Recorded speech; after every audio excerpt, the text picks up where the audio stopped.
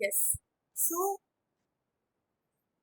I welcome all of you today, everybody who has joined in, and we're going to talk everything about how to approach CAT as an exam, how to what to have in mind when you're going through MBA, and we have people joined with us from all across the nation today who are here to attend this webinar. Thank you everyone for joining in. uh, Let me give a brief profile of our speakers today. Now, we have Pawan and we have Shubham, who are students of IIM-Ranchi. They're currently studying there, and they are here to share all about their experience, how they happen to clear CAT, what kind of learnings they had in the journey, and some of their mistakes that they would not want you to make. The insights about an MBA journey, what all you go through in the campus, everything will be shared today. Also, the good part is that we will be hosting a query session in the end of the webinar. So, whatever doubts you have in mind, you are most welcome to get them addressed. You can put them in the chat section, or you can put it later on video, and then we can talk about it. Everybody can please mute themselves. Yeah. So, also, I just want to thank Mukul once before we commence, because he's the one who made this webinar possible. So thanks a lot, Mukul. And now over to you, Pawan and Shubham. Hi everyone, good afternoon. I'm thank again the organizing team for having us here. Before starting the session, I would just request everyone to mute their screens so that Shubham and I can speak and we do not have distractions. Yes, I'm muted. Perfect. Okay. Again, moving forward, as Bhavna has mentioned, we will be having this session in two parts. First would be the discussion on MBA. What is it? What are the options out there? How do you get in and everything? In the second part, today we have Shubham. He is a qualified CA, and as I've been told that most of the audience today are from the CA community, either they are professionals or are currently pursuing it. So our target would be to take as many questions as possible in the combination of CA plus MBA. So I will start with the session. A brief, as Bhavna has introduced us. We are current students at IIM-Ranchi, and whatever we speak today will be from most of our experience. We are no experts, I would say. We are no counselors. So what we will speak is from our experience and how do we approach it. Now, the common questions that we today encounter as an MBA grad, I mean, when we were aspirants, was is CAT tough? I mean, there's a lot of talks going around about the profiles, the kind of percentiles that you need to hit to get into these colleges, and how viable is it to prepare for the MBA program, the CAT exam while doing your college studies? How does your profile matter? Now, what is profile? We will delve forward with the presentation. How do we select colleges? There are a lot of options, government, private colleges, all good. How do you select? And are IIMs the only option? These are the common questions that we encounter, and we would be dealing with them as we move ahead. Now, moving forward, what will be the agenda for today? We'll start with a brief introduction of the institutions that we have in India. What are the institutions, fees, and the specialization that they offer? What is the selection process? So mind you, the selection process for an MBA is a three-step. You start with CAT, then there is something called your profile that comes into play, and you also appear for group discussions and personal interviews. How do we get into these particular topics is what we will follow next. Build the CAT. What is the structure of the examination? What is the syllabus? What are the other entrances that you might need to appear, then CAT to get into private colleges? What is all included in the profile will follow next. And we have examples, two live examples from B schools on how profile plus GDPI score can kind of play around to decide whether you get selected or not. At the end, some time, I mean, Shubham and I will take to explain how does a typical life is at the B school and how are day looks like. So, talking about the institutions, I've just mentioned the IIMs to start with, and in the next slide, we will follow with the private ones. So, if you see how IIMs are there, basically we divide them into three categories: the older IIMs, new IIMs, and the baby IIMs. Now, the nomenclature that follows for these IIMs is nothing but taken from the dates of establishment. Now, Ahmedabad, Bangalore, Calcutta are the older ones who were established around 50 years back. Lucknow were established somewhere in the 1980s, Indore, Kozhikode in 1990s, new IIMs in 2008 to 10. So between these 3 years, set of 7 IIMs were established. I have mentioned them also, and the baby IIMs. Now, if you see in front of the column that follows the name of these IIMs, you would see the approximate percentile that I have mentioned.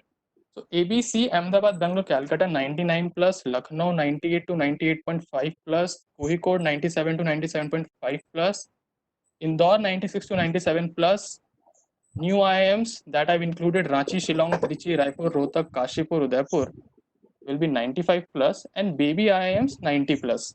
Now, what does the percentiles means? We will again delve deeper into it in the next slide. Some things that I would want you to take away from here. I've also included columns like seats and fees. Now, MBA sounds like a very costly affair, but believe me, if you do it from a very good B school, repaying whatever you spend in terms of your fees will be a task of 2 to 3 years at max. And you do not have to think a lot about seats right now because that is something not in your hand. Now, I have shown you the cutoffs. What are the things to note here? These are the cutoffs for general category candidates. Now, IIMs come under the central government's policy of reservation. So 50% now with EWS, 60% of the seats are reserved for the reserved categories, and the percentiles will differ for the reserved categories. This is for general category. Secondly, when we talk about percentiles, sometimes you would see a candidate getting a call at 95 percentile from IIM Ahmedabad because he has a profile that is quite different from what is offered in the market. What is that profile? We would again get into it later. That also means the reverse is true. How the reverse is true is even if you get to manage 99.4 percentile, you would think that I will definitely get a call from ABC, Ahmedabad, Bangalore, Calcutta. That might not be true because there are a lot of things that get into deciding whether they want to give you admit or not. CAT is one of the aspects, but not the only aspect. So this is something that a lot of aspirants fail to uh, understand, and they think that I will never get into an IIM because my profile is not good or I can never manage to give CAT and score this much. Now, these are the institutions that we have in terms of IIMs. These are the other top B schools. Now, when we talk about B schools in India, it is normally advised that you do it from the top 20-25 ranked colleges of India. All the top colleges are not IIMs, mind you. If we start with the current rankings that we have in India, no doubt Ahmedabad, Bangalore, Calcutta always get the first three spots, but there are very good private institutions. So here we talk about colleges like XLRI Jamshedpur, right now, which will be in the top 5 of India, followed by SPJIMR, which is SP Jain Mumbai. Then we have colleges, two very good colleges in Delhi. One is FMS Delhi, the other is IFT Delhi. Both of them are government colleges, stand really tall in terms of the ROI that they give, the kind of profiles that they give. They can be easily considered in the top 10 of India. Then you have also the IITs offering you MBA. IIT Delhi, Mumbai, Madras, and Kharagpur right now have MBAs. But for grads from commerce background, it doesn't really make sense to get into an IIT because most of their MBAs are skewed towards operations management and analytics, which kind of us, the commerce grads, are not really familiar with.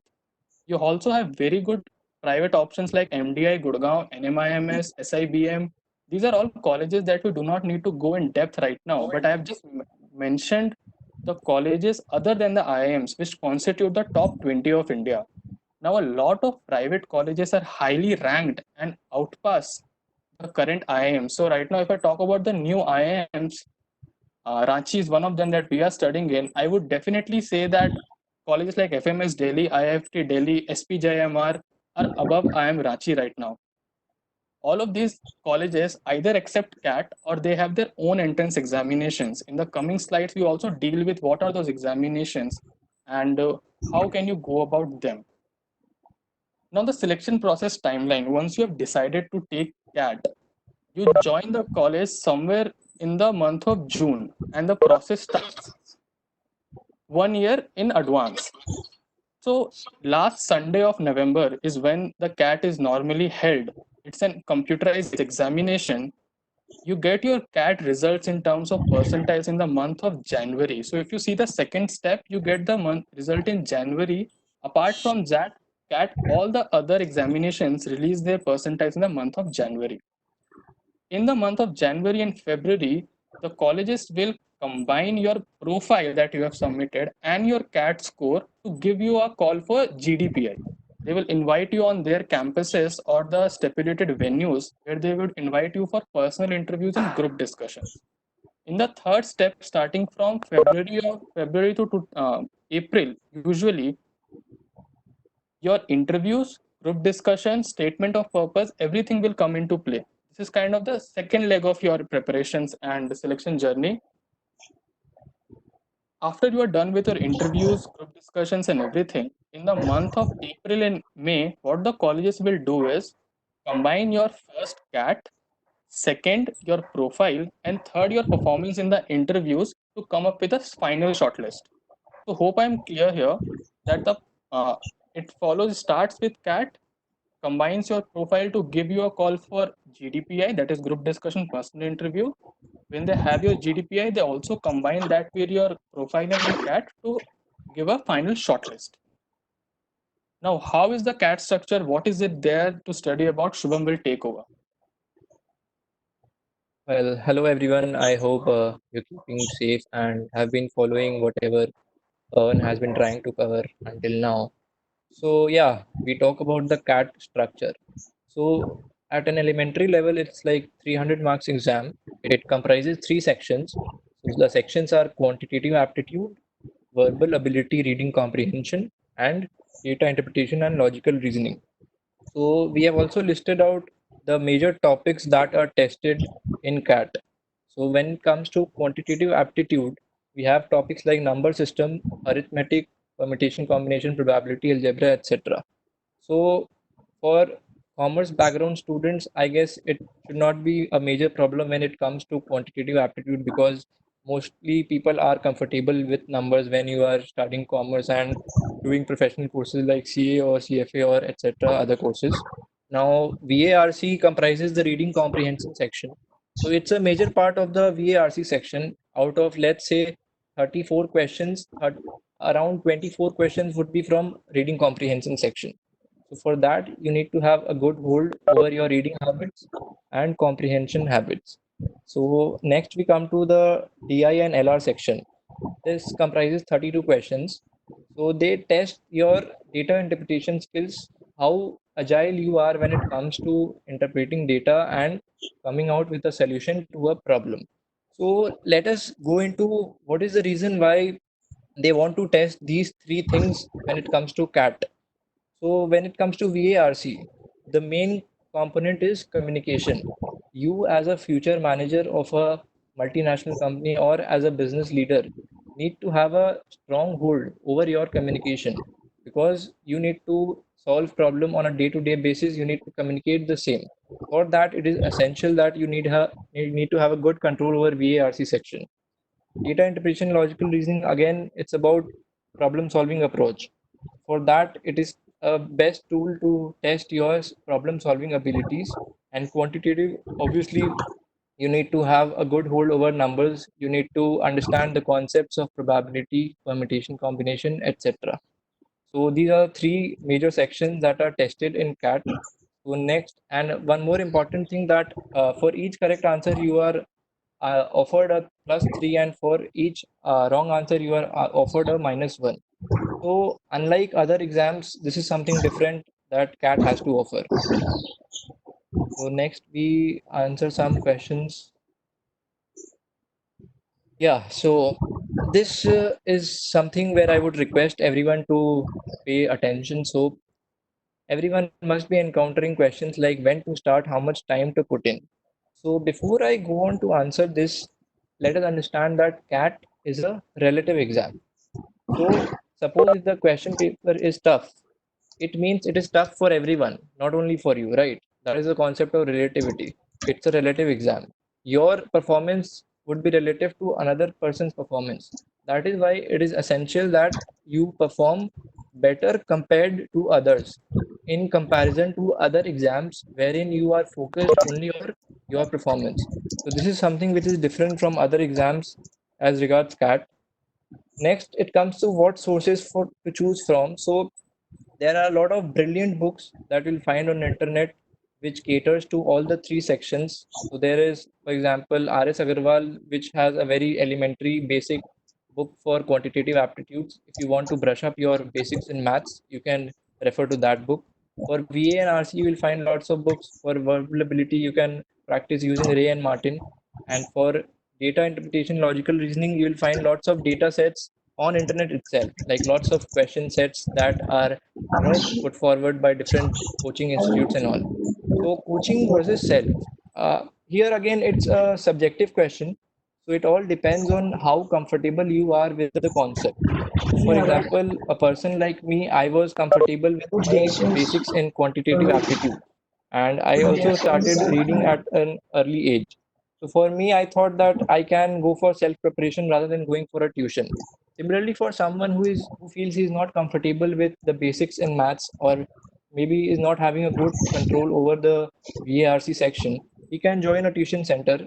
It's like not a problem because tuition centers basically provide you with a platform wherein you get into a habit of continuously, grasping the concepts and practicing this.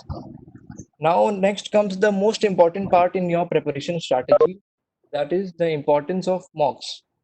See, the preparation for CAT is a strategic one. So I'll take my example. Like since I have qualified chartered accountancy also, so I realized the vast difference between the two courses. So when I was studying for CA, I knew that the syllabus was limited, but the it was huge. So I knew that my objective was to grasp concept and try to ensure as much revision as I can from my end. That was my CA study. Now, when I prepared for CAT, I realized that there is no limit or limited concept boundary. It's just that you need to have a strong grasp over the basic concepts, and you need to practice as much mock test as you can, because there are twofold advantages. First, that mock gives you a true situation how you are faring in comparison to others, because all the institutes that offer mock test, they give you a like first hand practical experience on your percentile. For example, 10,000 people are taking mock from, let's say, Time Institute. So when they give the result of that mock test, they will tell you your percentile. So you get a sense of how well you are faring currently in comparison to those. And why it is also important to give mocks is because only the serious test takers would appear for mock from a very early time compared to others who join at a later time. So the earlier you start practicing mock, the better it is, because you get a reality check of how well you have prepared. And also the mocks give you a good learning opportunity because, as I said, there is no limited syllabus. So you will encounter new questions in every mock. So it is a great learning opportunity also to refine your concepts. Recommended best practices, I guess Pawan would also agree with me on this, that we would recommend that first of all you should focus on grasping the basic concepts for all the three sections. Next, you should realize that it's a relative exam, and that is why it is necessary to start practicing mocks at a very early stage. So for say let's say for example, I guess if 5 to 6 months of preparation is enough, but you need to take care that you start with mocks, let's say 3 months in advance to the exam date. So for example, if the exam takes place in the November end week, then 3 months in advance you need to start with mock. That is the bare minimum that you need to ensure in order to get the desired result.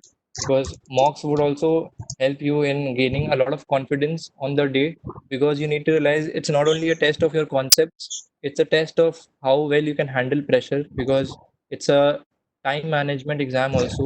There is negative marking. So you need to be well aware of the scenario and you need to give your best. So this is the a few practices that we can suggest from our side. I think taking it forward from what Shubham has said, I will also touch upon some things that I encountered as an aspirant. To start, I mean, it depends actually how Shubham has said it, how well you are poised with your skills. For me, honestly, quantitative ability was one of the sections that I feared before starting, but I soon realized that it's elementary 10th standard maths with just concepts which test not your knowledge of that, but the ability for you to handle pressure in that moment and solve the examination. So if you see that the 3 hours examination, nearly no one is able to complete all the questions. More than what you choose to answer, it's also essential that you decide which questions you do not have to choose an answer. It's a very selective game that you have to play in CAT. In terms of strategy, the whole idea of giving a lot of mocks is to basically have that feel of sitting in that computer set and giving the exam and seeing that in which parts you are strong when it comes to time and when it comes to handling questions under pressure. So the more number of times you basically organize that situation in front of you through mocks, the better it becomes for you to sit in the D day, the main exam day, and perform. Now, this was a little bit about CAT. If you have some questions, we will take it earlier. Now, Shubham touched upon percentiles. Now, CAT is a game of percentiles that we say. What are these percentiles? We will understand. Now, in 2019, if you see, 2.44 lakh test takers took CAT. Now, I am pretty sure you must be aware with percentiles, but I would just touch upon it with an example. So 99 percentile means that you have scored more marks than the 90 percentage of test takers. So how it so since it's a CA community, I will take an example of CA examinations only. From you need to score, I mean, in every exam the passing is 40 marks out of 100, and in totality to pass a group you need to score at least 50% of the total cumulative marks. In CAT there is nothing like that. As Shubham mentioned, it's not about just your own performance, it's also about the performance of the other test takers. So I have here two pictures from CAT 2017 and CAT 2018. If you see on the left column, there is percentile and followed by overall CAT score. This is out of 300, and the verbal, logical, and quant scores. Now, every section, as we know, verbal and quant are 102 marks, and LRDI is 96 marks. So whatever you see is on your screen. So CAT 2017 was relatively easier than CAT 2018. So if you observe the person sitting at 99 percentile scored a total of 174 marks out of 300. The person sitting at 95th percentile scored a total of 138 marks. Juxtapose this to the CAT 2018, the one that Shubham and I gave. It was a relatively tougher paper compared to CAT 2017. But when I say tougher, it was tough for everyone. That means that if my performance drops, that ensures everyone else's performance drops. So if you see the 99 percentile was touched at 154 score. In 2017, you would appreciate that the 99 percentile was at 174. 95th percentile was at 121 and 80th percentile was 79. So what is the key takeaway from this slide?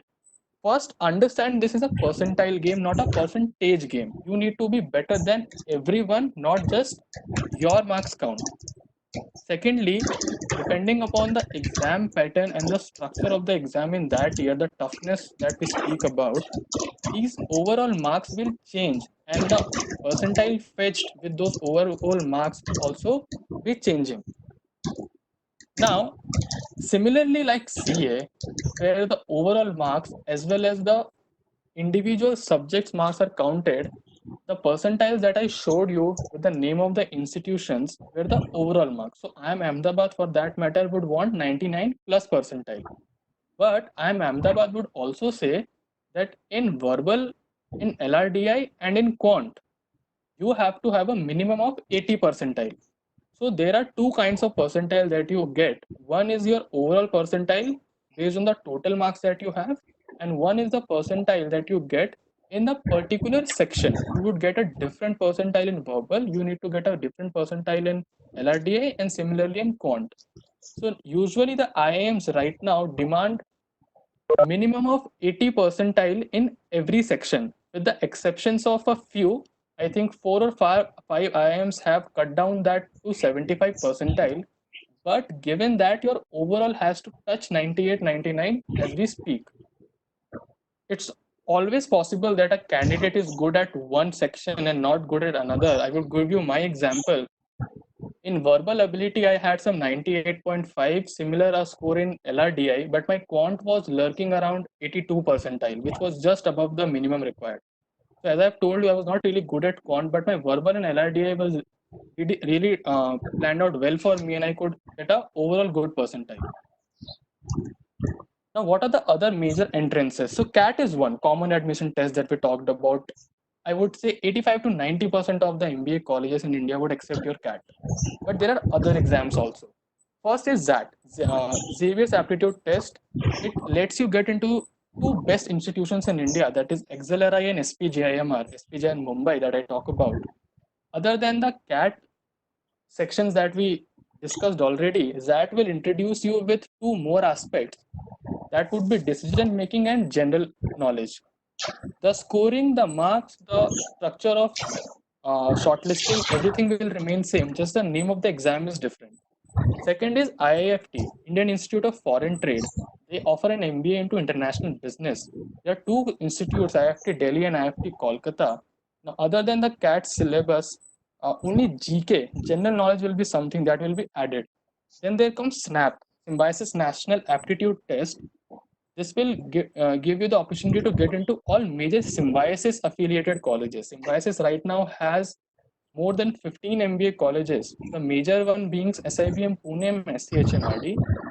Then there are two more exams called NMAT and TISNET. Again, these are specifically for Narsi Munji colleges and TIS Mumbai College, respectively.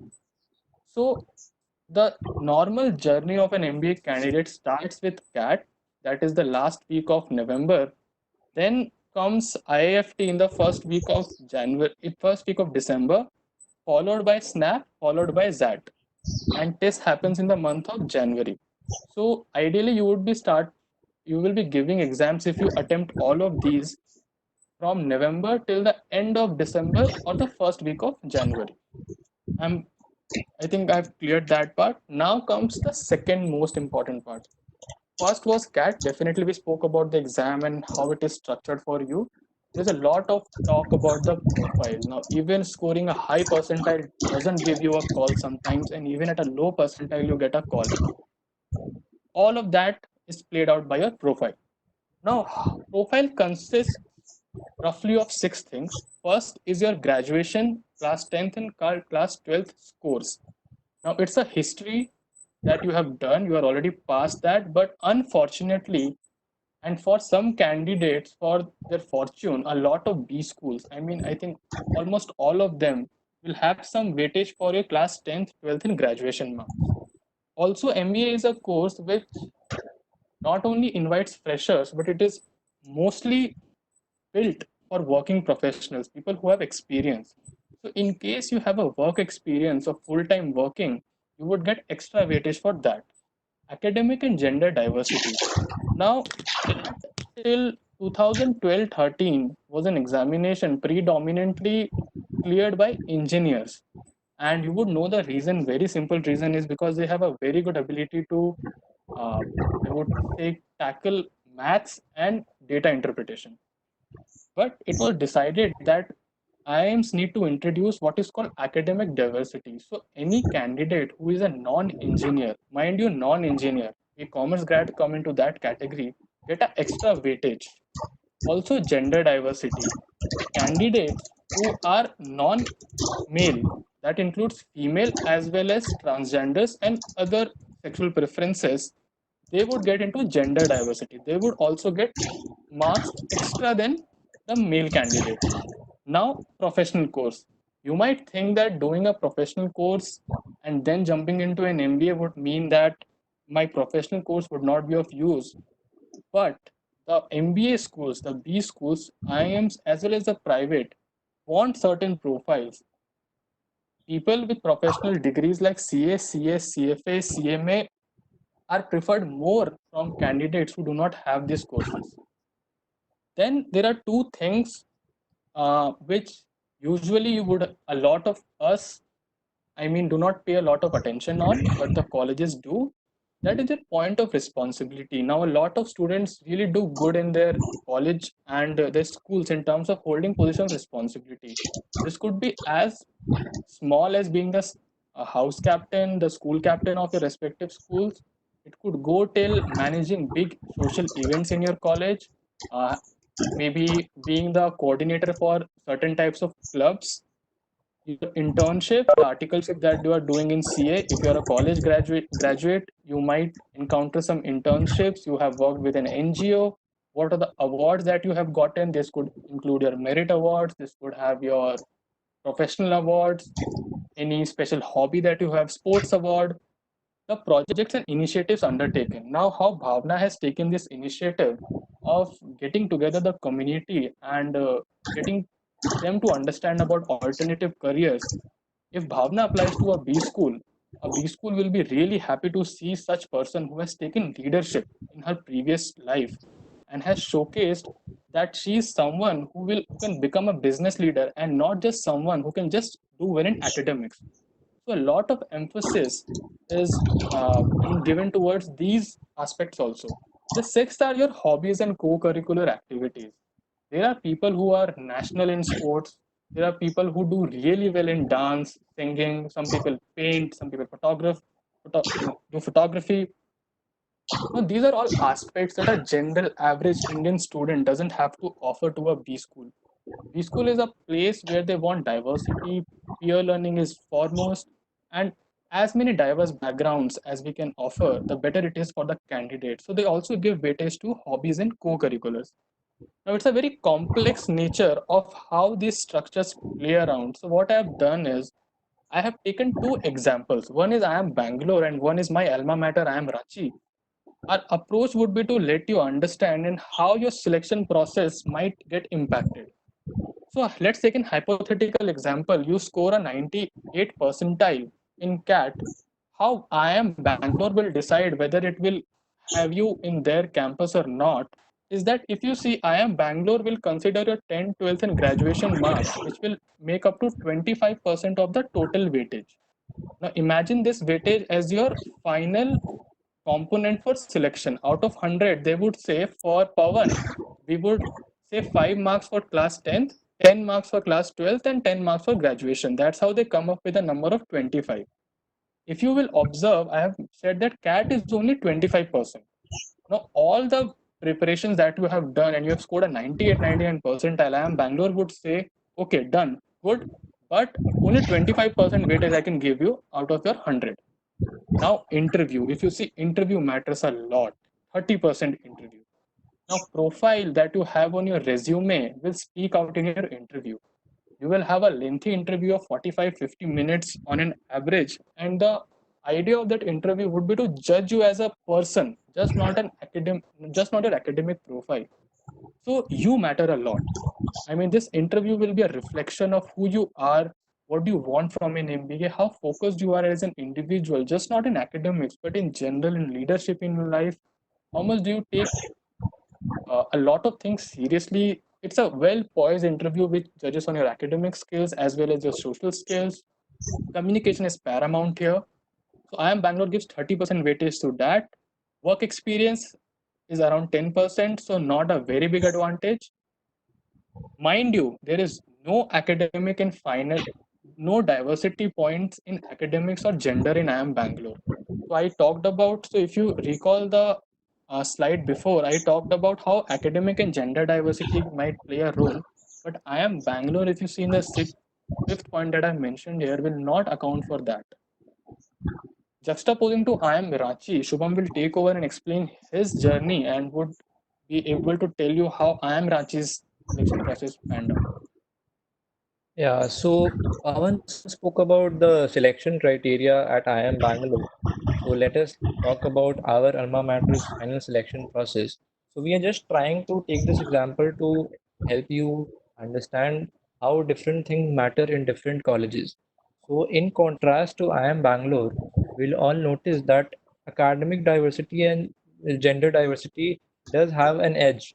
So if you are applying for IIM Ranchi, so you will get extra marks, say if you are having a diversity in terms of academic background, like Pawan explained, you being a non-engineer, and in case you are having a gender diversity. So I'll take my personal example. So I scored a 97.15 percentile in CAT 2018. So I got a call from IIM Ranchi, all the new IIMs, but surprisingly, I did not get a call from IIM Kozhikode and IIM Indore. Although their CAT criteria for giving an interview call is around 97 percentile.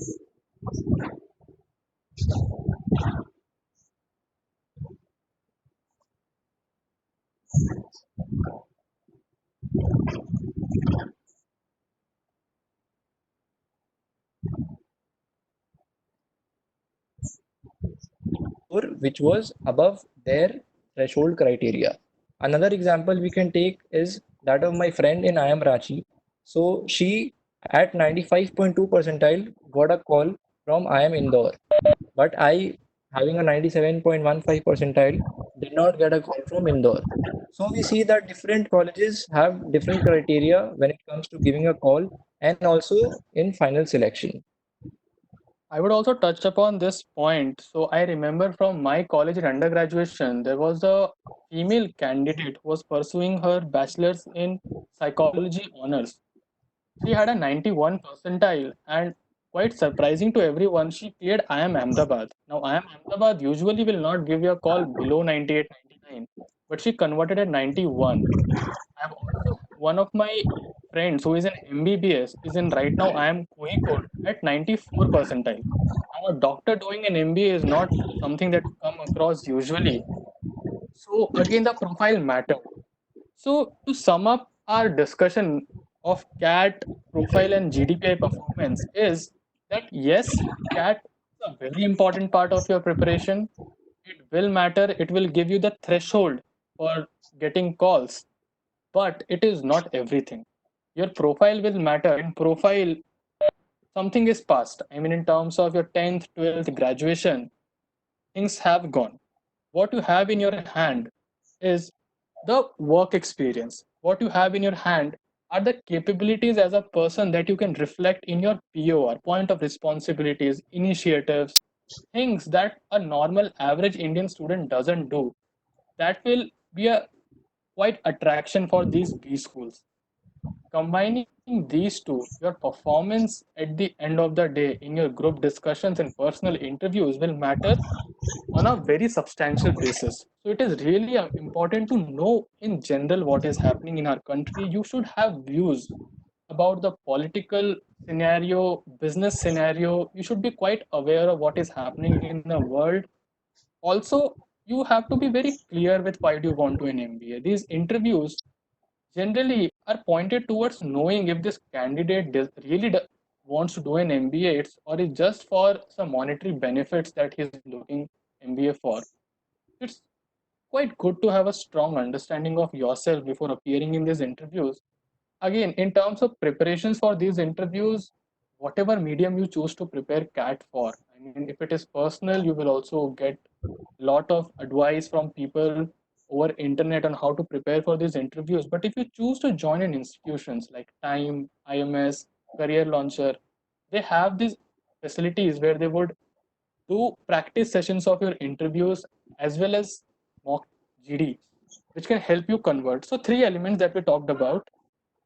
Now, the last part of parameters to consider in selection. We will touch upon two things briefly here. One is what if you have multiple calls? So, as a candidate, when I gave CAT, I had a 96.96, which was just short of 97. I had around 16 converts. I had to. 12 IIM converts, and I had a bunch of private school converts. So, how do you decide in that position? And the second question is, if you are not able to do well in your examination, suppose you were targeting a particular college and that for college you needed 99 percentile or 98 percentile, but you end up scoring a 94. So, how do you decide if you want to take a college this year or not? Now, it's a very subjective question, but from what my and Shubham's experience are, we have just noted down some parameters. So, if you have multiple options in your hand, the first option that they the first I would say parameter that you need to look is ROI. How much fees you are paying and how much do you get as average CTC is cost to company, which is your placement figures. In every college's website you would see what kind of average placements that college has offered previously, right? Then there are some stream specific niche colleges. Now, I would just touch upon IIM-Ranchi again. So, in the IIMs, IIM-Ranchi is the only college right now which offers a MBA HRM program. So, mind you, MBA offers you streams in terms of finance, operations, HRM, marketing. So, IIM-Ranchi has one MBA which Shubham and I are doing, which is a core MBA. The other MBA program is specialized for HR. There is a college called MICA Ahmedabad, one of the best colleges for marketing in India. So if you are a professional who is looking forward to marketing, then you would prefer to choose that than the other colleges at your hand. Again, there are colleges which specialize. From IIM Calcutta specialize in terms of finance. They get amazing finance profiles. IIM Bangalore gets amazing consulting profiles. So if you have a particular college in your mind according to the stream that you would want to choose, it's again one of the parameters that you need to look before you decide whether to join this college or not. On the lower side of the parameters, I would say, how is the faculty, alumni base, how old is the college? Alumni are nothing but the previous pass outs from those colleges, and there's a network effect when you get into these schools. These alumni would help you get jobs, get advice, help you do fairly well in your career. So that's why people prefer to go into older colleges because they have a stronger alumni base of 10,000, 15,000 or so. Now, some small things where IIM stand out from their peers in terms of private colleges is the exposure that they offer. When you get into a B school, it's just not about studies. You see things like corporate competitions. These are case competitions which are given by corporates. And mind you, these competitions and these cases are not from history. So suppose Ola comes and give floats a competition, Ola will be giving you a case of the live scenario of the market they want to delve into. So there are approximately 25 to 30 competitions each year which are floated by different corporates. The whole target is to judge people on the skills that they have to manage business and just not one vertical of business. You, in those cases, you will be dealing with finance, marketing, consulting, everything, and will be coming up with solutions which can help the corporate do something better in their business currently. Now, there are also personal parameters. I think Shubham can take it because Shubham had a dilemma of clearing CA and CAT at the similar time. So, what Shubham thought as personal parameters, I think that would give you another point of view. Yeah. So we talk about the personal parameters. Um, well, see, it all boils down to your reason why you want to do MBA in the first place. So all the answers to these questions, whether you will drop for another year, so or whether you will look another year for a better B school compared to those in which you are having an opportunity to get into this year. So it all depends on how strong your reason is why you want to do MBA. So there is no general answer to these three questions. So when it comes to specialization, like Pawan mentioned, Bangalore for consulting, Calcutta for finance, MICA for marketing. So again, it's not that these are only the best. There are a couple of colleges like IMT Ghaziabad, a private college for that matter, they get very good roles in marketing. So people also prefer IMT Ghaziabad in comparison to, let's say, a same ranked college just because they want to get into a marketing profile. So it all depends on what is your reason, what future you want from an MBA? Why are you doing an MBA?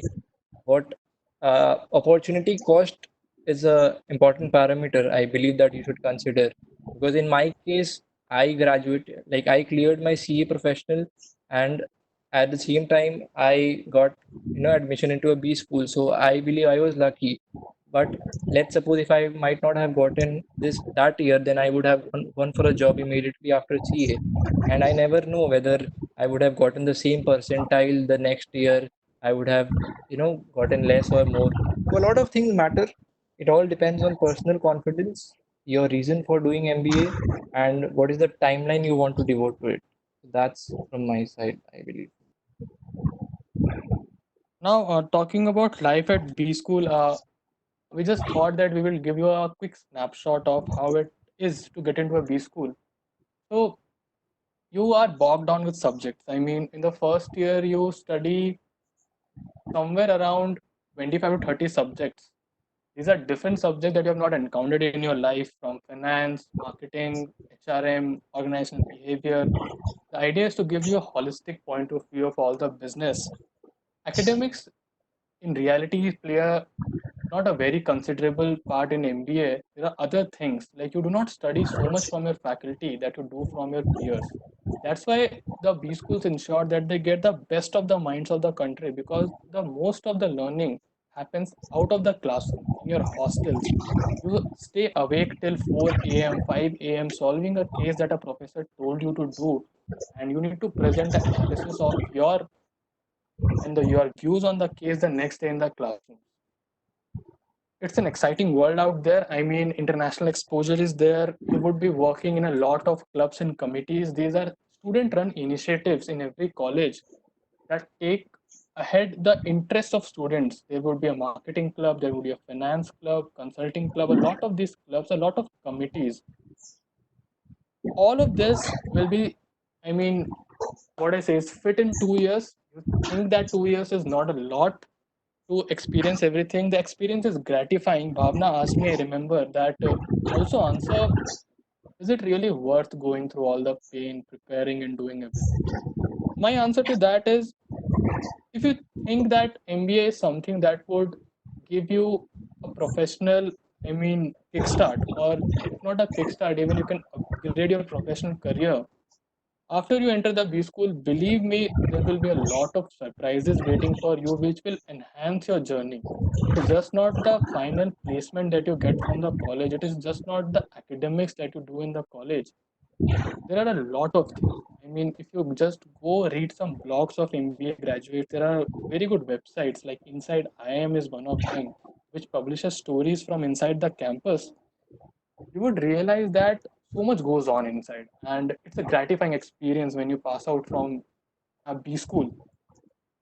So all in all, yes, it's worth it, but your reason to do an MBA should be bigger than just the average package that you are looking.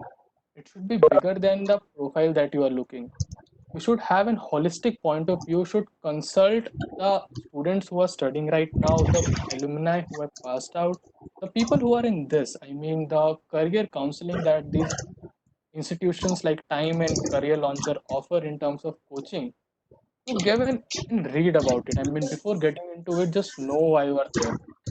So I think that was all from our side in a one-way communication. In the second part of this, we have the floor open for questions, and I think this is the time where we can take questions. If I'm not Bhavna, if I'm not wrong. Yeah. So definitely we will proceed with the questions. Before that, I think there are a few, you can say, generic questions that people will have at large, and like a couple of questions that I noted while you were giving your presentation. And by the way, excellent PPT, excellent PPT. Thank you so much, Pawan and Shubham, both of you. It was an excellent presentation, very granular level and highly informative. Thank you so much. So, coming to the generic questions that I was talking about, you mentioned that you need to give in like 5 to 6 months of preparation in CAT, and then you can say like 3 months of mock tests practice would be required. Now, as someone who's a working professional or someone who's doing a job currently, if they are looking forward to prepare for CAT, so will it be possible for them to prepare for it while doing their job, or they will have to like give it dedicated studies like we usually take like a 6 month leave for CA final and give everything that we have to it? What is the scenario at that time? So, to answer your question, Bhavna, see, I would just give you a brief overview of how the class looks like. 75% of the batch is from the work experience background. Now, Okay. folks who are working right now and when they prepare for an MBA, is kind of a ground rule that is set up that you give at least 2 hours of your preparation starting from 6 7 months ahead of the examinations if you are a working professional, and you need to work around 6 to 7 hours in the weekends.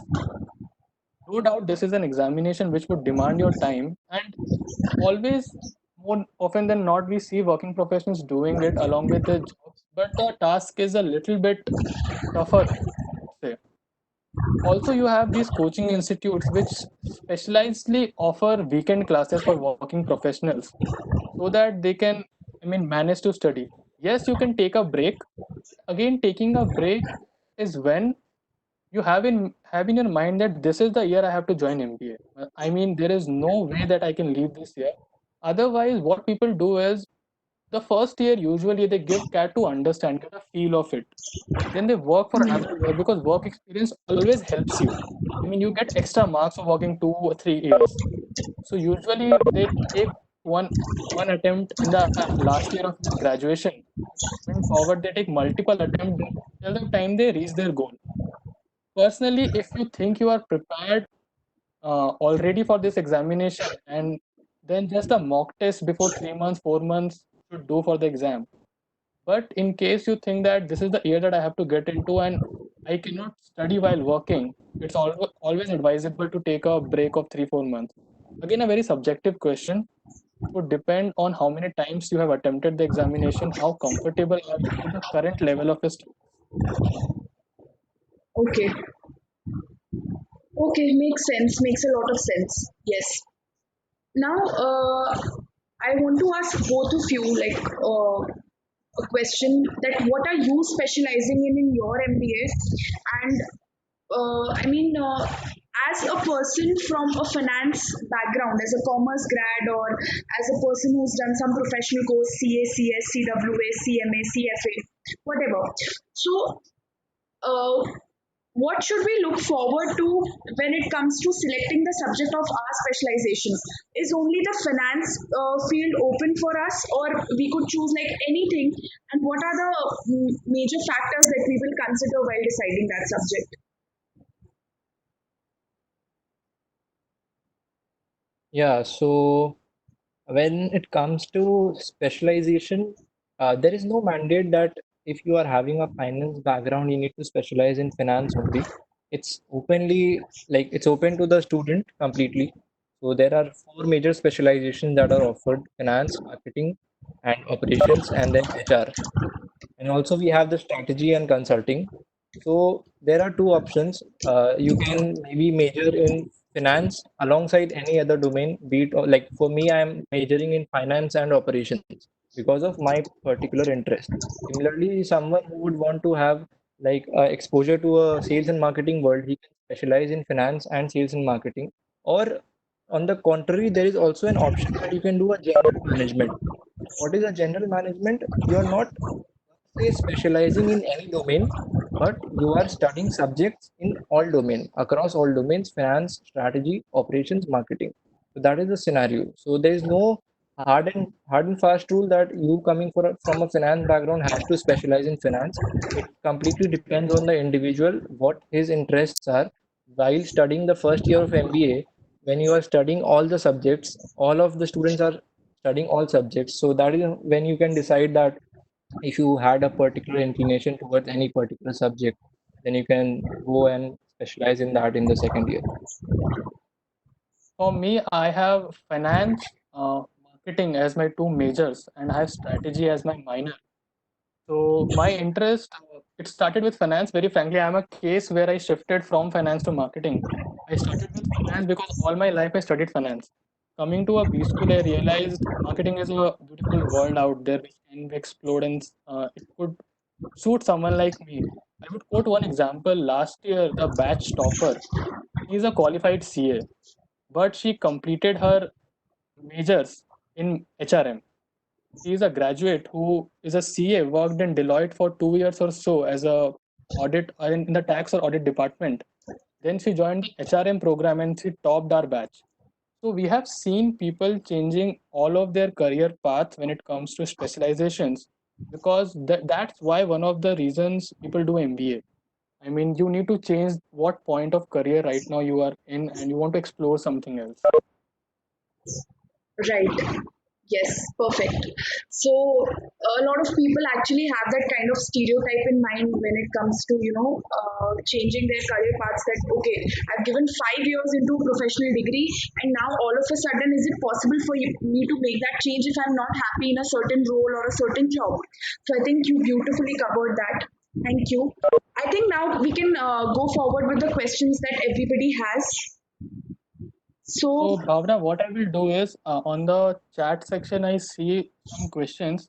sure. The CA specific questions I would want Shubham to take, and the general questions if I can take. So, Shubham, Tarun asks, do multiple attempts in CA affect the selection? He has texted this Uh, privately. yeah, so to answer that question, no, they don't take into account the multiple attempts. See, when you are going for your interview, so all you need to do is you need to justify how you utilized your past time. Even while doing CA, people throughout the country realize that it's not a easy course and people face difficulty while clearing the final examination and they might have to go through multiple attempts, but it's not a hindrance when it comes to selection criteria. They might even neglect that question because you don't need to really show in your CV or your form, the application form, that you have cleared it after multiple attempts. You just need to mention that you are a CA professional having this amount of marks. They never ask you in how many attempts you cleared the examination. So yeah, so the number of attempts does not affect your selection criteria. Yeah. Second question is by Santosh.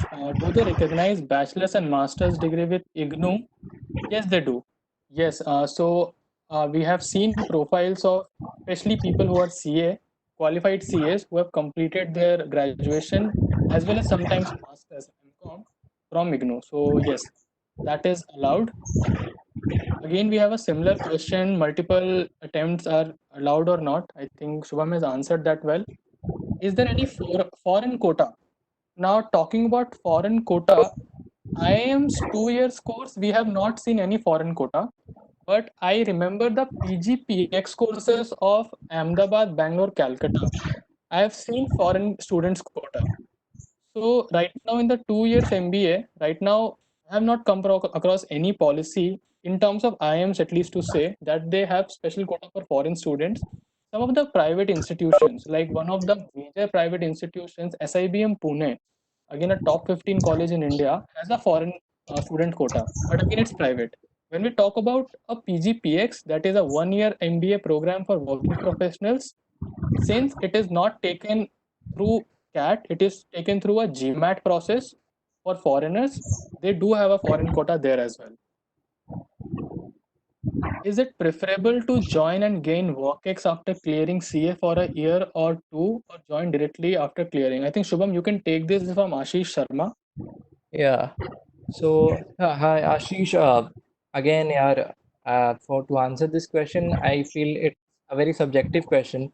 It all depends on the individual. It depends on how much time he would want to invest before joining a B school.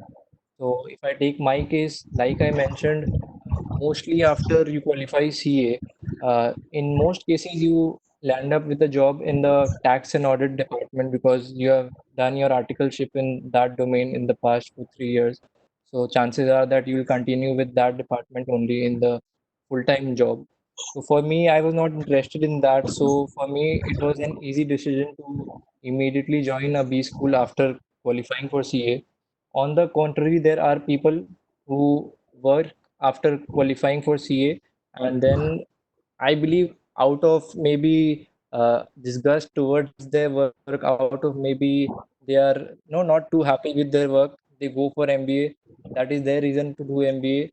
Or if you are predetermined that while you were studying for CA and you like decided that you will go for MBA, you might work for after qualifying for let's say a year or two, and after that also you can go because things to be taken into criteria while deciding is the age factor, I believe, specifically for like female candidates because there's pressure in our society to marry early and all.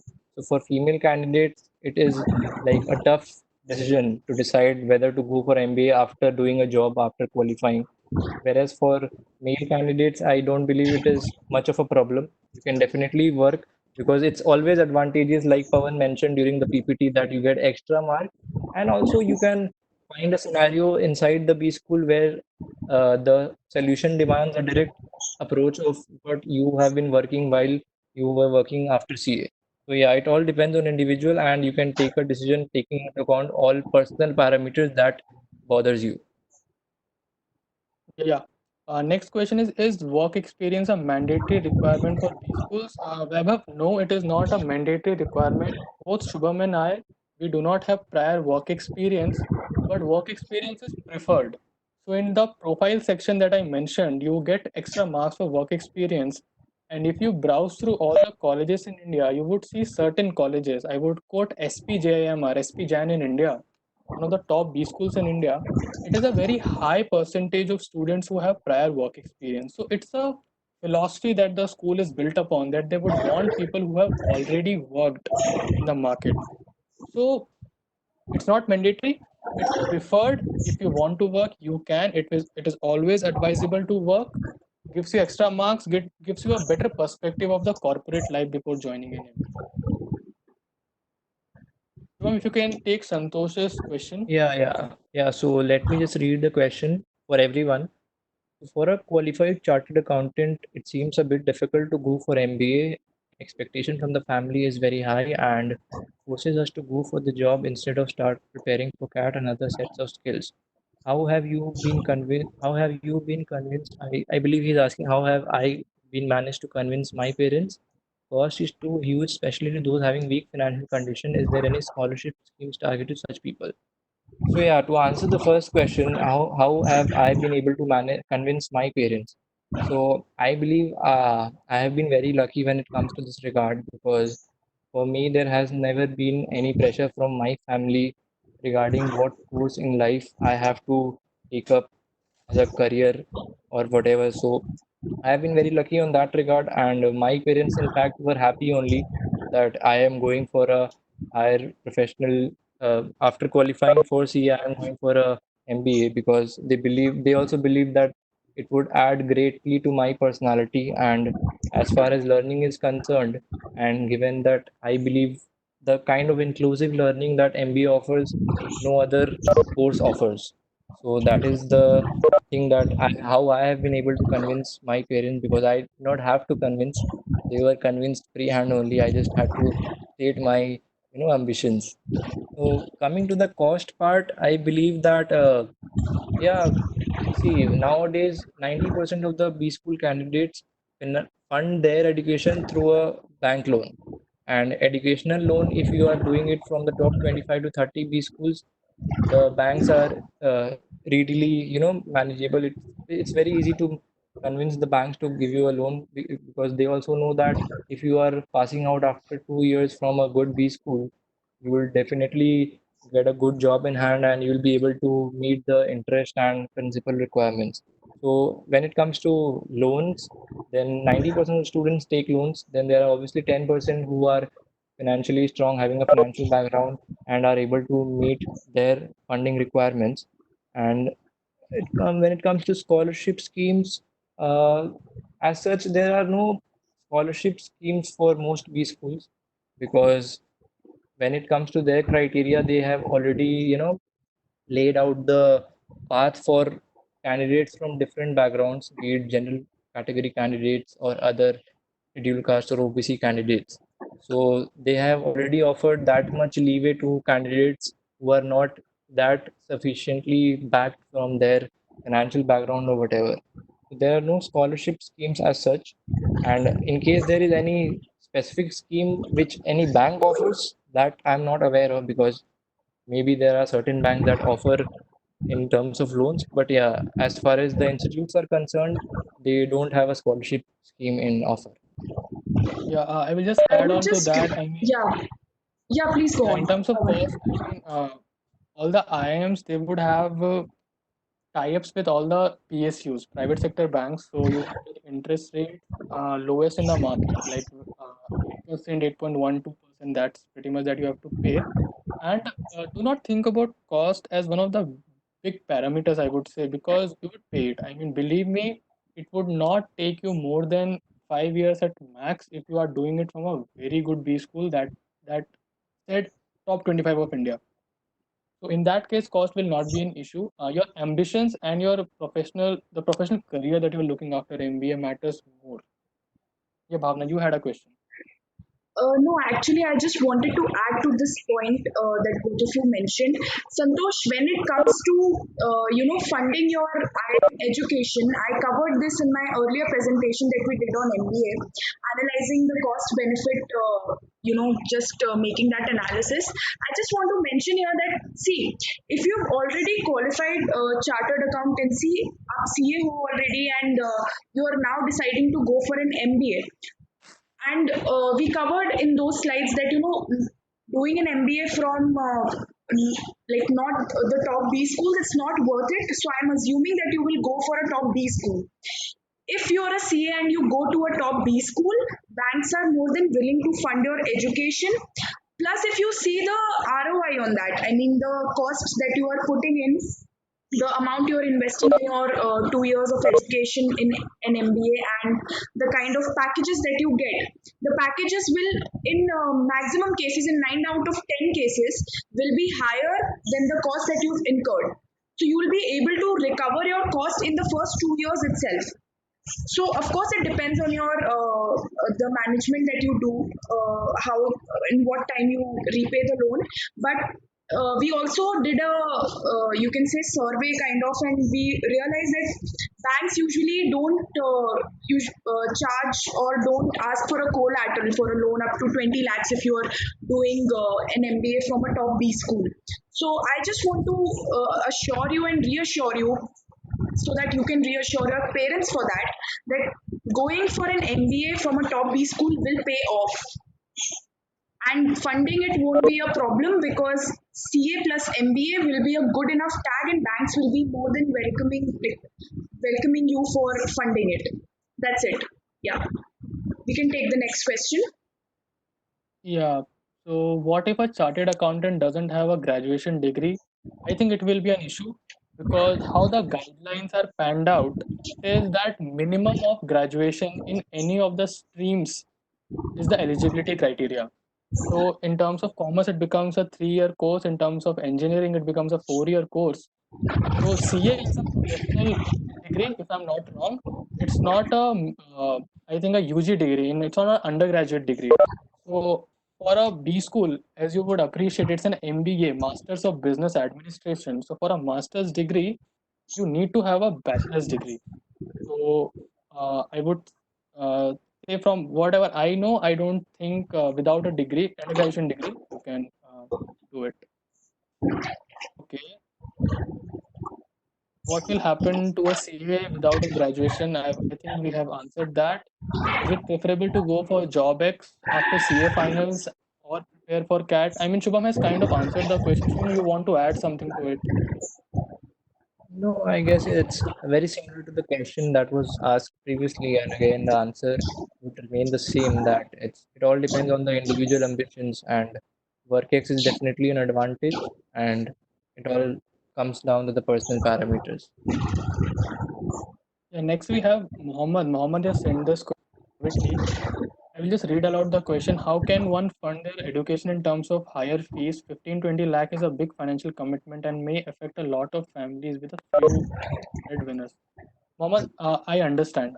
Totally understand that in certain situations, you might have to take a decision to support your family just after clearing your graduation, or if you're a CA after a CA, and you do not have the liberty of again studying for 2 more years.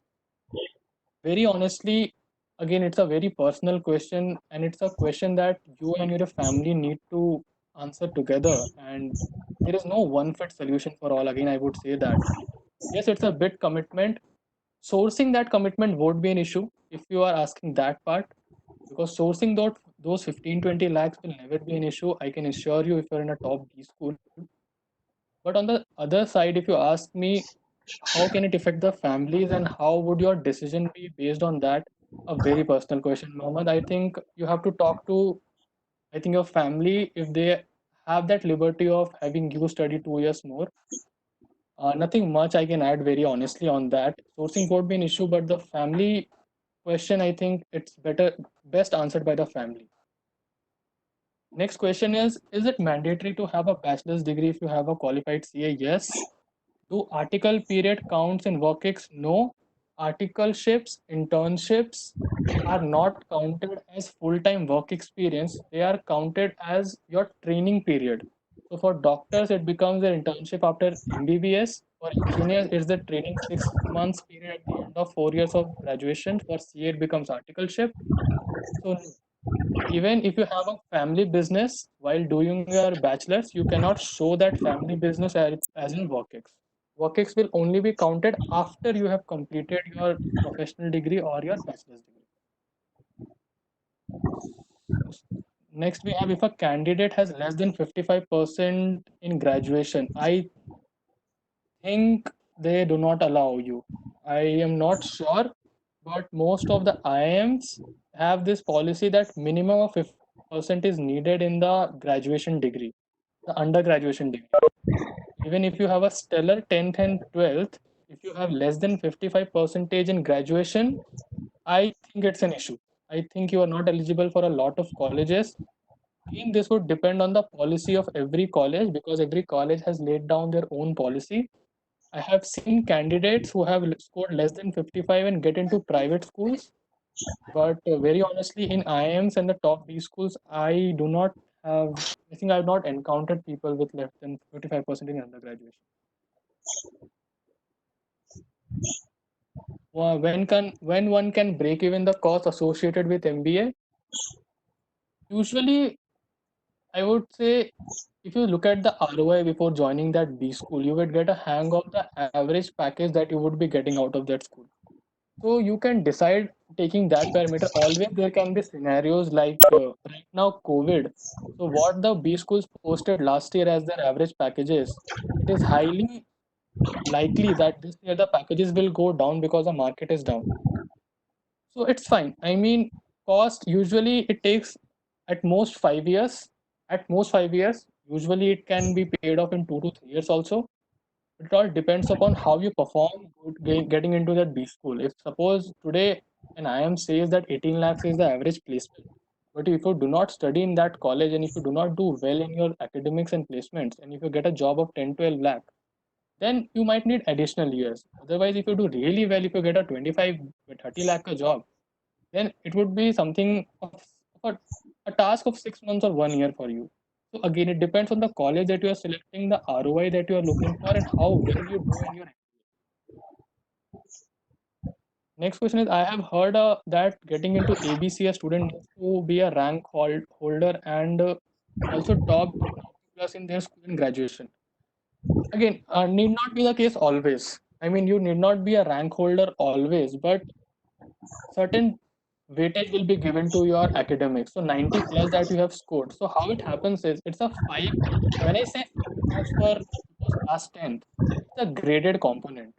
So they would say that anyone who has scored till 75 marks in their 10th class will get 1 out of 5.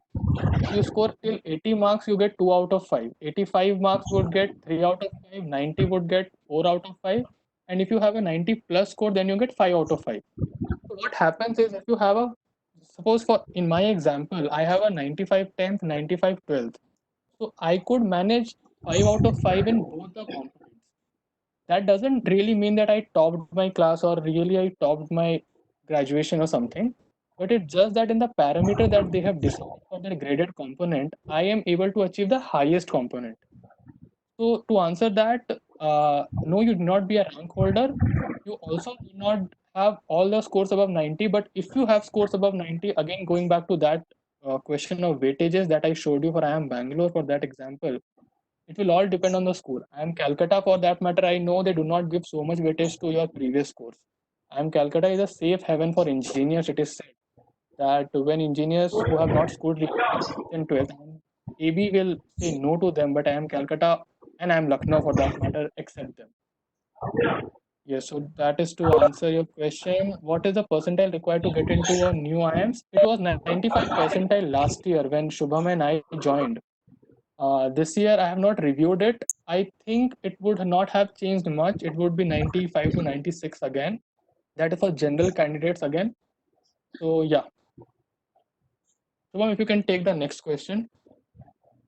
Yeah, so it tells please tell about the case competitions and good internship opportunities which can be undertaken along with articleship. Okay, fine. So as far as case competitions are concerned, so I assume that when you are undergoing articleship, you might be in the second year, like when you start your articleship, you might be in the second year of your undergrad. So there's a portal called Dare to Compete. So they list out several case competition which for which the undergrad students are also eligible, because the competition that go to B schools, obviously only the B school candidates are eligible to participate in those. But there are several case competitions on Dare to Compete, which for which all the undergrad students are also eligible. So you can check some competitions on that portal. And regarding internship opportunities, again, there are lots of websites like Internshala that come up with new opportunities, and uh, so it you have to like do some digging into the internet, frankly, to look out for opportunities, because there is no specific set of opportunities listed anywhere. So you go across different websites like Internshala, and you can find listed opportunities, and based on your interest you can maybe pursue that along with articleship, though I don't know how you'll be able to manage, because if you have a full-time graduation, then you need to attend your college also, and after that you need to go for articleship. So along with that, I don't know how you'll be able to manage another internship opportunity. But if you are not having a full-time college, then I believe that you can like check out your options and decide whatever best suits you. Yeah. So Vaibhav asks, is it advisable to take time and develop your profile? I mean, yes, I will give you my example. So, Vaibhav, I was quite clear for my first year that I would go for an MBA. I made sure that I participated in competitions. So, fortunately, I could get into three national competitions and I could reach the nationals of those competitions. I also worked on a lot of business plans and these quiz competitions in undergraduation. I made it a point that I would head some department in the college, would organize fests, also write research papers. So that was for me. I mean, in terms of graduation, I made it a point that I do all of that in my graduation. In terms of taking time, I think what you are asking is after graduation. If you're talking about time, so one component that taking time and working will be your work expert definitely. But again, I would say if you are thinking of taking time, at least give cat. I mean, if you're thinking that my profile is not good enough, but I would suggest that you give cat and see what types of calls you are getting. If you see a clear pattern that I'm not getting, even after scoring so much, I'm not getting calls from these institutions, that means there is something wrong with the profile. When you work for 2 years, maybe take up some initiatives like how Bhavna is taken this. I mean, this is a very good initiative that a lot of B school, if you are a candidate in a B school, they would really love this. That something that shows your leadership qualities. So yeah, to answer that question, it is advisable, but it all depends on where you stand. You can also consult a lot of coaching institutes. They do profiling. So there are these computerized profiling algorithms that Time and Career Launcher, for that matter, I know they have. They would put right now what you have, and it is a predictor of whether you can get a call from them. And it's a quite a, I would say, it's a very nicely made predictor, so we can get a quite clear picture out of it.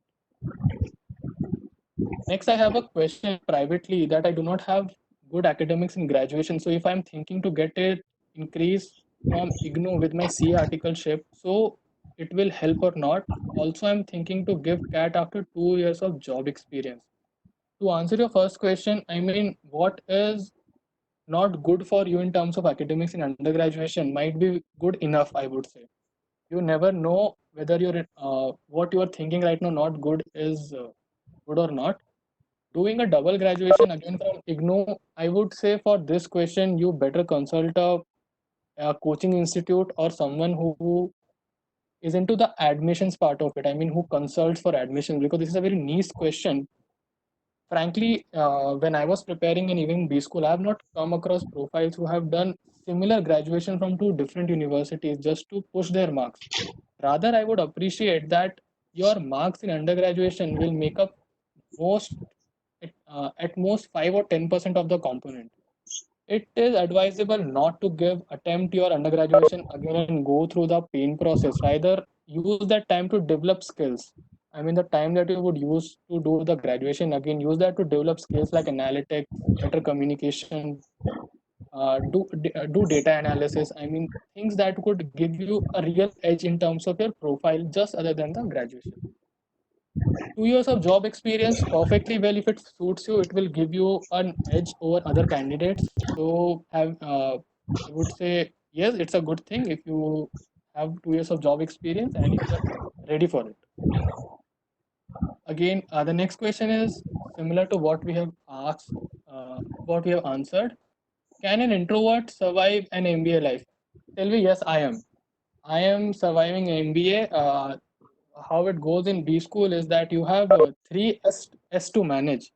One is socializing, other is studying, and the third is sleep. So we say that you need to choose two from these three S to have a good B school life. I am the person who chooses studies and sleeping above socializing. So I have limited amount of friends when it comes to socializing. So I'm an introvert who is surviving really well, I would say. I've survived really well in the first year, and it's an open field. Right there. I mean, you can choose to be a FOMO, fear of missing out. You can get into everything. You can also choose to be a JOMO, that is a joy of missing out.